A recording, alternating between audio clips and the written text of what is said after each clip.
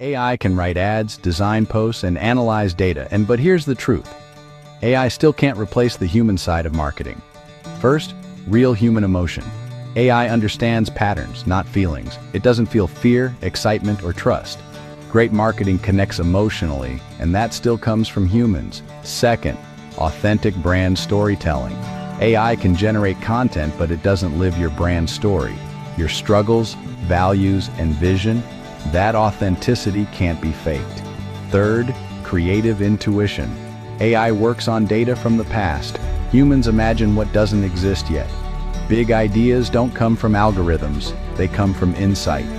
Fourth, relationship building, trust, empathy, and understanding clients' unspoken needs. That's human intelligence, not artificial intelligence.